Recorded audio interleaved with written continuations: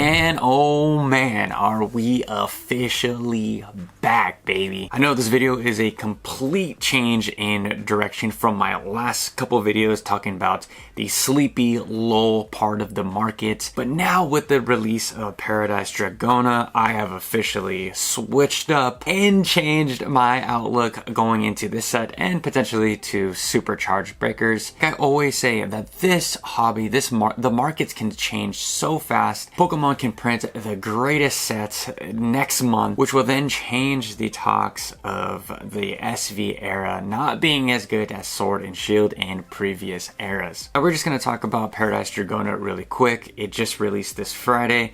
I personally have 2 boxes coming to open for the channel, hopefully before next week, and I am very excited for this set. Now let me give it its fair criticism.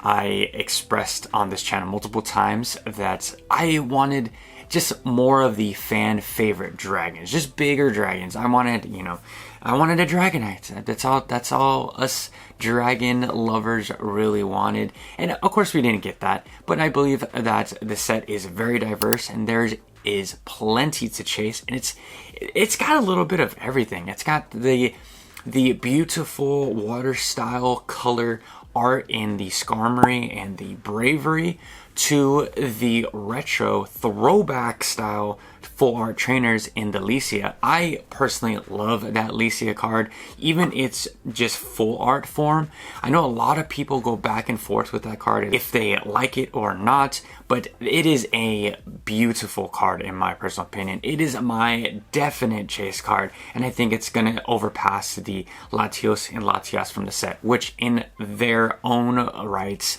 are beautiful cards. And I believe that all 3 of these cards are going to have enough to uphold this set and to keep collectors coming back to this set for many years to come in Japanese. Now in English it's going to be a completely different ball game because you guys have to wait for supercharged breakers to come out in Japan to put those 2 together. So we're gonna have to see what Pokemon in English is going to do and how they're gonna combine those 2 sets. Just going back to Stellar Miracle in Japan, I really loved, probably my favorite card in that set was the Duraludon. Duraludon is one of my favorite Pokemon. It is super cute. It's a little bridge dragon. It is definitely a S tier Pokemon for myself. So to see that Duraludon gets some more love in this set, Paradise Dragona, we're getting the Arculodon.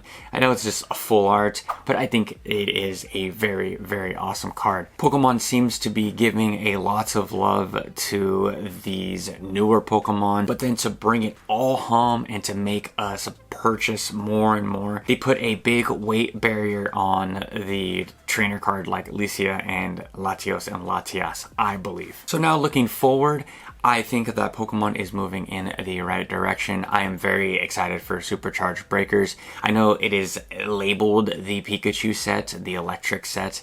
So I'm personally hoping and praying that I get a Electabuzz. Electabuzz, again, one of my top favorite Pokemon. I can hope and dream that we're gonna get one of those, but I think that Pokemon right now is very cohesive with what they're releasing. I guess you can make an argument that that's not really the case in Paradise Dragona, but I think there's enough dragons to hold that title. And I think that this set, Stellar Miracle, and Supercharged Breakers are all gonna do well over time if you're an investor. I think that these cards have enough, more than enough, to make people want to chase these cards for a very, very long time. This is a topic for a whole nother video, but I believe that the art rare cards are definitely what's keeping a lot of these sets afloat. The art rare department added to the SV era is my favorite thing. I understand that we got the trainer gallery, which was awesome, so cool in the Sword and Shield era, but I believe that these ARs are even better. Also, I'm very curious to see how this set, Paradise Dragona, is going to stack up against the past.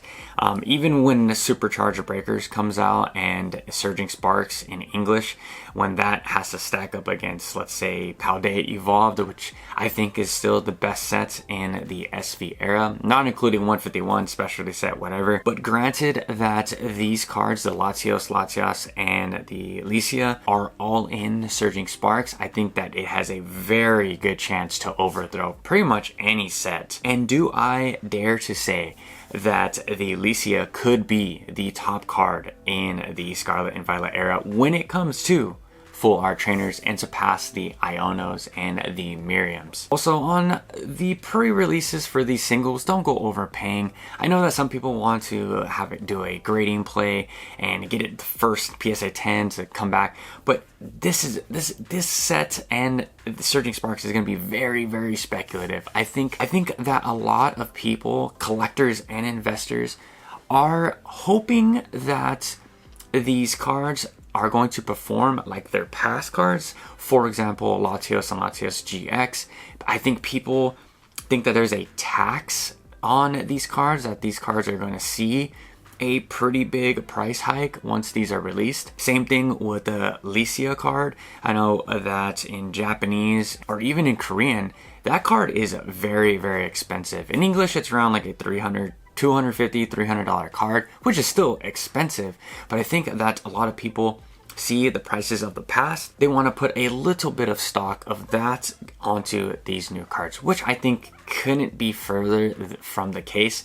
Again, I could be completely wrong, but that is just my observation. I say that because these cards are just different. They're beautiful in their own right. Those cards have their time. A lot of these cards are art rares and not the top SARs. So it's going to be interesting to see how these perform over time. But we can't deny the value of hype and FOMO in this set. I know in English, it seems like all it takes is a little narrative of that this Latias card is the next, Greninja, and the snowball just keeps on rolling downhill, getting bigger and bigger, and then that's it. That card just becomes what it is. And with this stage of the market, I believe we're on an uptrend finally with Paradise Dragona.